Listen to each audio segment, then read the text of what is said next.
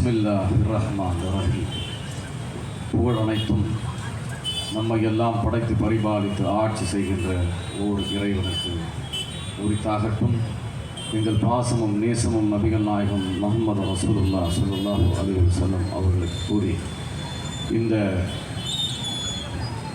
நிகழ்விலே பங்கெடுத்து கொண்டிருக்கும் எனது அருமை தாய்மார்களுக்கும் தம்பிமார்களுக்கும் தலைவர் பெருமக்களுக்கும் ஏக வல்ல ஓர் இறைவனின் சாந்தியும் சமாதானமும் என்று நிலவட்டுமாக கூறியவனாக, கீழடி தமிழர் தாய்மடி சனாதன புரட்டலுக்கு பேர் இடி. சனாதன புரட்டல் வரலாற்றை இந்திய வரலாறாக காட்டும் சதிகளை கைவிடு, தமிழர் தொன்மை வரலாறை நிறுவும் கீழடி அகழ்வாய்வு அறிக்கையை உடனே வெளியிடு என்கின்ற தலைப்பில் தமிழகம் எங்கும் சிறப்பாக தமிழர்களின் வரலாற்றை மூடி மறைக்கும் காவி RSS பயங்கரவாத பாரதிய ஜனதா கட்சியினுடைய சதித்திட்டத்தை முறியடிக்க புரட்சிகர இளைஞர் முன்னணி தோழர்கள் வரலாற்றை வெளியிட வேண்டும் என்று பொதுக்கூட்டங்கள் நடத்தி கொண்டிருக்கிறது. அந்த பொதுக்கூட்டங்கள் வெற்றி அடைய வேண்டும் என்று நான் சார்ந்திருக்கும் தமிழக மக்கள் ஜனநாயக கட்சி, டாக்டர் பழனி பாபா பேரவை, டாக்டர் அம்பேத்கர் பேரவையினுடைய நிறுவனர் அல்ஹாஜ் ஷஹீத் அஹமது அலி பழனி பாபா அவர்களுடைய தலைமகன் சமநிதி போராளி KM ஷரீப் அவர்கள் சார்பாக புரட்சிகர வாழ்த்துக்களை தெரிவித்துக் கொண்டு, சனாதன புரட்டல் என்று தோழர்கள் வைத்திருக்கிறார்கள். அதை சனாதனத்துக்கு எதிரானவனாக அதை வரவேற்கின்றேன். ஆனால் இந்த திருவண்ணாமலை நகரில் மக்களை வரவைத்துக் கொண்டிருக்கும் அண்ணாமலையாரை வைத்து அரசியல் செய்யும் RSS BJP பயங்கரவாதிகள் இந்து முன்னணியாரை பார்த்து கேட்கிறேன், உனக்கு உண்மையாலுமே இந்து மக்கள் மீதும் இந்து தர்மத்தின் மீதும் உனக்கு பட்டிருந்தால், இந்து மக்கள் மீது பட்டிருந்தால், நாளைக்கு ஒரு ஆர்ப்பாட்டத்தை முன்னேறா இங்க இருக்கிற ஒயின் ஷாப்ப ஏதா பார்க்கலாம். உனக்கு துப்பு இருக்க, துணிவு இருக்க, எப்ப எவ்வளவு பக்தர்கள் இங்க சிறப்பாக நடந்துட்டு இருக்காங்க. மானங்கெட்டவர்களே, சாதியை வைத்துக் கொண்டு மனங்களை வைத்துக் கொண்டு பிரித்தாலும் சூழ்ச்சியால் இந்த மக்களை பிளவுபடுத்துகிறீர்களே, அயோக்கியர்களே, உங்களால இந்த டாஸ்மாக எடுக்க முடியுமா? ஒரு போராட்டத்தை உங்களால நடத்த முடியுமா? நான் கேட்கிறேன், இன்னும் முன்னணியை பார்த்து கேட்கிறேன், எத்தனை பக்தர்கள் இங்க நடந்து போயிட்டு இருக்காங்க, அவங்களுக்கு எவ்வளவு துன்பங்கள் தொடர்ந்து இருக்கு. இங்க இருக்கக்கூடிய மது பிரியர்களால நான் அவங்கள குறை சொல்லவே மாட்டேன். ஏன்னா என் அரசு, இந்த தமிழகத்தை ஆளுகின்ற அரசு அதுக்கு லைசன்ஸ் கொடுத்து அவங்களே விற்கிறாங்க. அதனால மது பிரியர்களை ஒருபோதும் நான் குறை சொல்ல மாட்டேன். ஏனென்றால் அவர்கள் காசு கொடுத்து வாங்குறாங்க, உழைச்சி இந்த கவர்மெண்ட்டுக்கு ஆதாயத்தை செலுத்துறாங்க. என்னடா கீழடியை பேசாம சனாதனத்தை பேசாம இப்ப பேசுறேன்னு கேட்கிறீங்களா? ஏனென்றால் சனாதனம் என்கின்ற ஒரு வார்த்தையை வைத்துக் கொண்டு இங்கே மக்களை தொட்டால் தீட்டு, பார்த்தால் தீட்டு, அங்க போனா தீட்டு, இங்க போனா தீட்டுன்னு பிரித்து வைத்திருக்கிற ஐயோக்கியர்களே, உங்களை பார்த்து கேட்கிறேன், உங்களால முடிஞ்சா இந்து முன்னணி RSS எத்தனை இந்து அமைப்புகள் இருக்கிறதோ, உங்களுக்கு உண்மையாலுமே இந்துக்கள் மீது அக்கறை இருந்தால் நாளைக்கே ஒரு போராட்டத்தை முன்னெடுத்து இந்த டாஸ்மாக வேற எங்கேயாவது மாத்துங்க பார்க்கலாம். ஏன்னா இது அண்ணாமலையாரை, என் இந்து சொந்தங்கள், என் இந்து தொப்புள்குடி உறவுகள் அண்ணாமலையாரை சுற்றி வளம் வரும் பகுதி. நான் ஒரு இஸ்லாமியன் தான். நான் கேட்கின்றேன், உங்களால முடிஞ்சா, உங்களுக்கு உண்மையாலுமே மறுபடியும் கேட்கிறேன், உண்மையாலுமே உங்களுக்கு இந்துக்கள் மீது அக்கறை இருந்தால், எங்களுக்கு இருக்கு. ஒரு இஸ்லாமியனா இந்த அன்சர் மில்லத் வழக்கறிஞனுக்கு இந்துக்கள் மீது அக்கறை இருக்கிறது. ஏனென்றால் நான் ஒரு பூர்வகுடி இந்து குடும்பத்திலிருந்து வந்தவன். உன்னுடைய சனாதன அழுத்தத்தினால் தொட்டா தீட்டுன்னு அங்க போனா தீட்டு, கோவில்ல நேரடியா என்னை கடவுளை பார்க்க விடாமல் எட்டி பாரு, சாமி பாருன்னு சொன்னதுனால என் முன்னோர்கள், என் மூதாதையர்கள், என் முப்பாட்டங்கள் இதே திருவண்ணாமலையில பிறந்து வளர்ந்தவங்க. அன்னைக்கு இஸ்லாத்தையும், எனது இன்னும் சில உறவினர்கள் கிறிஸ்துவத்தையும், எனது இன்னும் சில உறவினர்கள் பௌத்தத்தையும் ஏற்றார்கள். அதனால கேட்கிறேன், இந்து முன்னணி இன்னும் எத்தனை இந்து மக்களை வைத்துக் கொண்டு வைத்து பிழப்பு நடத்தும் அரசியல் வந்தேரிகளின் அடிமைகளை பார்த்து கேட்கிறேன். உங்களால முடிஞ்சா இந்த டாஸ்மாக இந்த மக்கள் நடமாடும் அண்ணாமலையை வழிபடும் இந்த பக்தர்களுக்கு தொல்லை இல்லாத இடத்துல மாத்துக்கலாம்.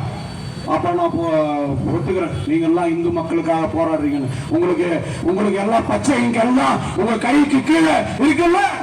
உங்களால நீங்க நினைச்சா 24 மணி நேரத்துல இந்த டாஸ்மாக இங்கிட்டு மாற்ற முடியும். ஆனா நீங்க மாற்ற மாட்டீங்க. ஏன்னா உங்களுக்கு யார் எக்கேடு கேட்டாலும் உங்களுக்கு அக்கறை இல்லை. என் தோழன் சொல்வது போல கவலை இல்லை.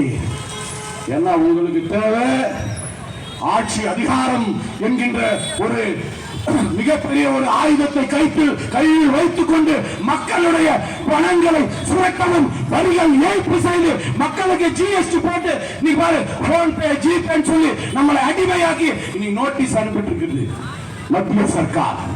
யாரோட பாக்கெட்லயும் காசு இல்லை, ஏன்னா எல்லாம் போன்ல இருக்கு. போன்பே ஜிபே பண்ணி இன்னைக்கு சாதாரண ஒரு பொட்டிக்கடை நடத்தி கொண்டு ரீசார்ஜ் பண்றவனுக்கு இன்னைக்கு 20 லட்சம் ரூபாய் நீ டிரான்சாக்சன் பண்ணிருக்க, நீ ஒழுங்கு மரியாதை வந்து டாக்ஸ் கட்டலாம்னு சொல்றோம். தோழர்களே, நான் மீண்டும் ஏதோ உணர்ச்சி வசப்பட்டு பேசுகிறேன் என்று நினைக்காது. ஒரு வேதனையின் விளிம்பில் இருந்து நான் பேசுகின்றேன். இந்த மக்களை வைத்துக் கொண்டு பிரித்தாலும் சூழ்ச்சியால் மதங்களை வைத்துக் கொண்டு வர்ணாசிரம தத்துவத்தை கையில் வைத்துக் கொண்டு ஆரியர்களுடைய அடிமையாக நம்மளை பிரிக்கின்றார்கள். தோழர்களே, அதை நீங்க புரிந்து கொள்ள வேண்டும். நிச்சயமா சொல்றேன், இந்த இடத்துல உட்கார்ந்து இருக்கிற எல்லோரும் அறிவு சார்ந்த மக்கள் தான். ஏனென்றால் கீழடியினுடைய ஆய்வு 2014 இருந்து நடக்குது. இன்னி வரைக்கும் அந்த ஆய்வினுடைய அறிக்கையை இவர்கள் ஏன் பகிரங்கமாக வெளியிடவில்லை? ஏனென்றால் நாம் பேசுகின்ற மொழி செம்மொழி, தாய்மொழி, எம்மொழி, உயிர்மொழி. இந்த மொழிதான் உலகத்தின் மூத்த மொழி என்று உரைத்தாலே என் முப்பாட்டம் காகிதம் இல்லை. அது வெளியே வந்துகின்ற ஒரே காரணத்துக்காகத்தான் இந்த மொழியை அடக்கி ஆள வேண்டும் என்று, இந்த மொழியை அடக்கி ஆள வேண்டும் என்று இந்த பார்ப்பன கூட்டம் 3% வந்துன்னு அந்த 3%லயும் 2% பேருக்கு மேல அவங்களுக்கு இந்த சமஸ்கிருதம் தெரியாது. அந்த சமஸ்கிருதத்துக்கு எவ்வளவு தெரியுமா ஒதுக்கி இருக்கிறானுங்க? 600 கோடி. எவ்வளவு தூரம்? 2200 சில்லற கோடி. ஆனா நம்ம தமிழுக்கு 116 கோடியா 27 கோடியா ஒதுக்கி இருக்கிறோம். இதுல இருந்தே பார்த்துக்கோங்க. ஏனென்றால் மொழியே இல்லாத ஒரு மொழிக்கு 2000 கோடி. உலகெங்கும் பரவி வாழுகின்ற தமிழ் சொந்தங்கள் மொழிக்கு 120 சில்லற கோடி. அப்போ இந்த மோடி சர்க்கார், இந்த மக்களை பிளவுபடுத்தும் கேடி சர்க்கார், இந்த மக்களை ஆட்சி அதிகாரத்தில் அமர்ந்து கொண்டு இப்போது ரீசெண்டா எங்கெங்கெல்லாம் ஓட்டு திருட்டை நடத்த முடியுமோ, எங்கெங்கெல்லாம் வாக்காளர் பட்டியலில் குளறுபடி செய்ய முடியுமோ அங்கெல்லாம் குளறுபடி செய்து ஆட்சியின் அதிகாரத்தை கையில் எடுத்திருக்கிறார். இவர்களுக்கு எந்த இந்து செத்தாலும் கவலை இல்லை. இந்த நாட்டின் எந்த மக்கள், இந்து மக்கள் பஞ்சம் பட்டினியா இருந்தாலும் இவங்களுக்கு கவலை இல்லை. ஏனென்றால் இவங்களை இயக்குபவர்கள் RSS என்கின்ற ஒரு தீவிரவாத அமைப்பு. RSS எப்படா தீவிரவாத அமைப்பு? யாரா நீ ஒரு இஸ்லாமியர் இங்க வந்து RSS பார்த்து தீவிரவாத அமைப்புன்னு சொல்ற அப்படின்னா 1947 அக்டோபர் 2 சுதந்திரம் வாங்கி 2-3 மாசத்துக்கு அப்புறம் இந்த தேச தந்தை இந்த சிந்திய சுதந்திரத்திற்காக விடுதலை வேள்வி எந்த ஒரு ஆயுதமும் ஏந்தாமல் மௌன புரட்சி செய்து இந்திய விடுதலைக்காக தன்னுடைய பொருட்களை எல்லாம் தியாகம் செய்த தேச பிதா காந்தியை சுட்டுக் கொன்று இந்தியா தேசத்தினுடைய முதல் தீவிரவாதத்தை ஆரம்பிச்சு வச்சவன் தான் RSS வர்ணாசிரம தத்துவத்தின் அடிப்படையில் மூளை சலவை செய்யப்பட்ட நாதுராம் கோட்சே. அப்போ இஸ்லாமியர் தீவிரவாதியாடா? நான் கேட்கிறேன். கிறிஸ்துவர்கள் பணத்துக்காக ஆட்களை மாத்துறாங்களா? நான் கேட்கிறேன். கிறிஸ்துவர்கள் ஆகின்றவர்கள் எல்லாம் 5க்கும் 10க்கும் கூலிக்கு மாரடிக்கின்றவர்கள், வயிற்றுக்கு சோறு இல்லாதனால அவங்க போய் கிறிஸ்துவ மதத்தை ஏற்றுகிறார்கள் என்று கிறிஸ்துவ மதத்தை பார்த்து எண்ணி நகையாடுகிறார்கள். உன்னுடைய தத்துவம் மக்களை பிரிக்கிறது. உன்னுடைய தத்துவம், உன்னுடைய சனாதன தத்துவம், உன்னுடைய பார்ப்பன தத்துவம் இங்கே அண்ணன் தம்பிகளாய் இருக்கும் நம்மை எல்லாம் பிரித்து ஆகிறது தோழர்களே. இதற்குத்தான் டிவைட் அண்ட் ரூல் பாலிசி என்று சொன்னார். பிரித்தாலும் சூழ்ச்சியை கையில் வைத்துக் கொண்டு நம்மை மொழியால் பிரிக்கிறான், சாதியால் பிரிக்கிறான், நிறத்தால் பிரிக்கிறான். எல்லா வகையிலும் நம்மை பிரித்து பிரித்து பிரித்து கடந்த 10 ஆண்டுகளாக ஆட்சியை கையில் வைத்துக் கொண்டு இந்த தேசத்தை ஏழை நாடு பட்டியலில் சேர்த்துட்டு இருக்கிறான். காங்கிரஸ் குறை சொன்னான். நான் அதுக்காக காங்கிரஸ் ஆதரவாளன் அல்ல. காங்கிரஸை குறை சொன்னான். கேஸ் ஏறிச்சுன்னு எங்க அக்கா தமிழிசை கூறுவாங்க. ஆனா இன்னைக்கு ரொம்ப ஏழை நாட்டில் கூட இந்தியாவோட கேஸ் விலை கம்மியா இருக்கு. நீங்கள்லாம் கூகுள், அதாவது கூகுள் கிட்ட அதிகமாக கேட்பீங்கல்ல, அந்த கூகுள் கிட்ட கேளுங்க எங்கெங்கெல்லாம் கேஸ் விலை கம்மியா இருக்குன்னு. ஏன்னா இன்று நாம் டிக்ஷனரியே தொடரவில்லை. எது இருந்தாலும் கூகுள். தம்பி கூகுள் என்ன சொல்றானோ அதுதான் நம்முடைய வாழ்வியல் நெறியாகிவிட்டது தோழர்களே. அதனால சொல்றேன், கூகுள்ல எடுத்து சர்ச் பண்ணி பாருங்க. அந்த கூகுள்ல சனாதனத்தை பற்றி சொல்லியிருக்கிறான். சனாதனம் என்பது சமத்துவம், சனாதனம் என்பது சமநீதி என்று சொல்கிறான். கூகுள்ல இருக்கு, இப்பதான் பார்த்தேன், ஸ்கிரீன்ஷாட் பண்ணி வச்சிருக்கேன். நான் கேட்கிறேன், சனாதனம் என்பது சமத்துவம் என்றால் ஆரியர்களை கிறிஸ்டியனு முஸ்லிமு தமிழ்லாம் ஒண்ணும் கிடையாது, எல்லாமே ஒட்டுமே. சனாதனத்தை சரியாக இருந்தால் தொட்டால் தீட்டு பார்த்தால் தீட்டு என்று எப்படி நீ வைத்திருப்பாய்? எப்படி பிறப்பை நீ பிரித்திருப்பாய்?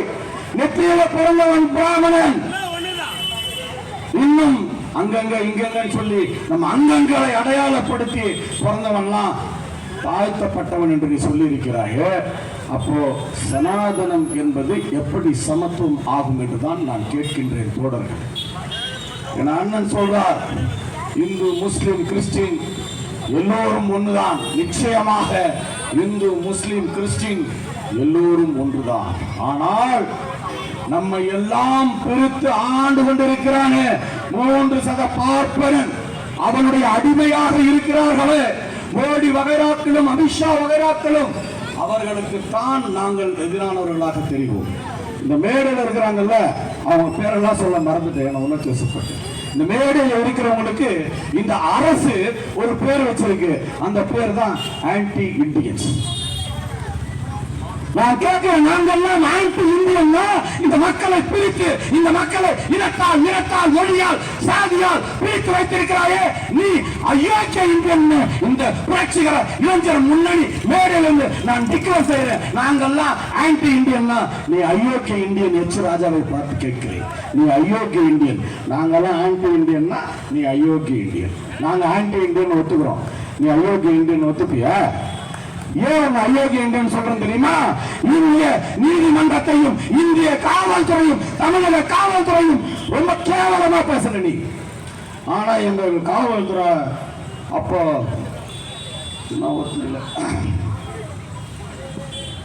அதற்கு எதிர்வினை ஆற்றவில்லை தோழர்களே. காவல்துறையையும் நீதிமன்றத்தையும் மிகவும் தலைக்குறையாக பேசியவன் தான் எச் ராஜா என்கின்ற ஒரு இந்து பயங்கரவாதி. அந்த எச் ராஜா பேசி முடிச்சு கொஞ்ச நாள், இதுவே நான் இப்ப இந்திய இறையாண்மைக்கு எதிராக பேசணும்னா இங்க கீழே இறங்க விட மாட்டாங்க. ஆனா எச் ராஜா நீதிமன்றத்தையும் திட்டுவாரு. எங்க அண்ணன் எச் ராஜா காவல்துறையும் திட்டுவாரு. ஆனா காவல்துறை அது ஒன்றும் பண்ணாது. அந்த நேரத்தில் காவல்துறையோட காதுகளும் கண்களும் வாய்களும் விலங்கிடப்பட்டிருக்கும். யாரால்? ஆரிய வர்ணாசிரம தத்துவத்தின் அடிமைகளாக இருக்கின்ற மாநில ஆட்சியாளர்களால் அவர்கள் முடக்கப்பட்டிருப்பார்கள். இவ்வளவு டிராபிக்கான இடத்துல இந்த மக்களுக்கான இந்த பொதுக்கூட்டத்தில் நம்ம எல்லாம் அழகாக ஒருங்கிணைச்சு வருவோர் போவோருக்கெல்லாம் பாதுகாப்பு கொடுத்து வைத்திருக்கும் அருமை காவல்துறைக்கு இந்த நேரத்தில் நான் நன்றி தெரிவித்துக் கொண்டு இந்த நிகழ்விற்கு தலைமையேற்றிருக்கும் தோழர் வெற்றி அவர்களுக்கும் தோழர் பசுமை செல்வம் அவர்களுக்கும் எனக்கு முன்னால் உரையாடிய தோழர் சந்திரசேகரன் அவர்களுக்கும் எனக்கு பின்னால் உரையாற்றிருக்கிற என் அருமை அண்ணன் மறுமலர்ச்சி திராவிட முன்னேற்ற கழக மாவட்ட செயலாளர் சீனி கார்த்திகன் அவர்களுக்கும் தமிழ் வழி கல்வி இயக்கத்தினுடைய ஐயா தோழர் ஆசி சின்னப்பா தமிழர் அவர்களுக்கும் எஸ்டிபி கட்சியில் சேர்ந்த இலியாஸ் அவர்களுக்கும் தோழர் முரளி தமிழன் அவர்களுக்கும் தோழர் திராவிட கழகத்தினுடைய மாவட்ட தலைவர் அன்பு அண்ணன் சி மூர்த்தி அவர்களுக்கும் தலித் தோழர் தலித் மதியா அவர்களுக்கும் MC ஜெகன் அவர்களுக்கும் இன்னும் ஏன பிற தோழர்களுக்கும் நன்றி உரை தெரிவிக்க உள்ள தோழர் பரணி அவர்களுக்கும் நான் சார்ந்திருக்கும் தமிழக மக்கள் ஜனநாயக கட்சி சார்பாக நன்றியை தெரிவித்து எவ்வளோதான் நாங்கள் கத்தி கூப்பாடு போட்டாலும் அந்த தோழர் பதிவு பண்ணார், அதை வச்சு பேசுகிறாங்க. வர்ணாசிரம தத்துவத்தின் அடிப்படையில் சமஸ்கிருதத்தை பற்றி பேசினால் சமஸ்கிருதத்தை படித்தால் சமஸ்கிருதத்தை பற்றி நாம் படித்தால் ஆரிய அல்லாதவர்கள் படித்தால் அதை கேட்டால் காதுல ஈயத்தை ஊத்தனம் என்று சொல்லும். அது எப்படி எங்க காவல்துறை நண்பர்களை இந்த நிகழ்ச்சியை நீங்க சிறப்பாக நடத்தணும்னா நீங்க அங்க இருக்கிறத விட எங்களுக்கு பாதுகாப்பாக கொடுங்க. பாருங்க, ஒருத்தர் வெப்பன்ஸ் எடுத்துன்னு வராரு இங்க அடிக்கிறதுக்கு. ஏற்கனவே ஒருத்தர் அடிச்சு கையை வச்சிருக்கிறாரு. வாங்க இங்க வாங்க, இந்த தம்பிக்கு என்னன்னு கேளுங்க.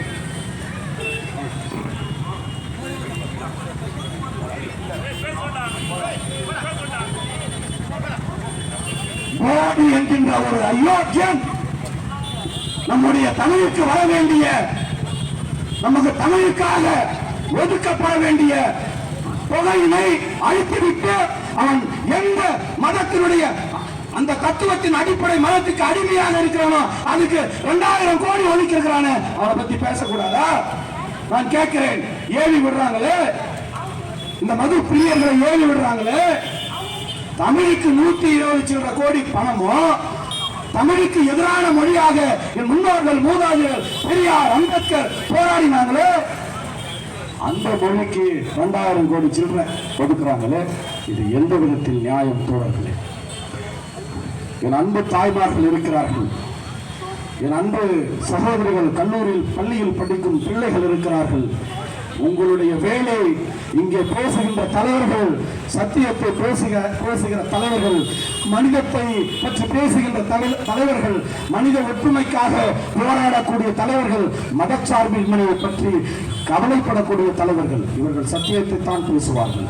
அதனால் இங்கே கேட்கின்ற அந்த சத்திய வார்த்தைகளை உங்களோடு இருக்கும் சக தோழர்களோடு, நண்பர்களோடு, நண்பிகளோடு நீங்கள் முதலிலே பகிர்ந்து கொள்ளுங்கள். ஏனென்றால் இந்த நாட்டில் மதச்சார்பின்மை நிறுவப்பட வேண்டும், இந்த நாட்டில் மனித நேயம் மலரப்பட வேண்டும். ஏனென்றால் அந்த பக்கம்லாம் ரொம்ப மதவெறி அதிகமா இருக்கு. இது தமிழ்நாடு. இங்கே தாமரை ஒருபோதும் 5 MLA மேல மலராது, 3 MLA மேல மலராது. இங்கே இருக்கக்கூடிய இந்த புரட்சியாளர்களுடைய விடும் மூச்சு காற்றில் தாமரை கருகிவிடும் என்று கூறி வாய்ப்புக்கு நன்றி கூறி ஜெய் பீம் அல்லாஹு அக்பர் என்று கூறி என்னுடைய உரைக்கு திரையிடுகின்றேன். நன்றி. மறக்காம சர்ப்ரைஸ் பண்ணுங்க. தேங்க்யூ.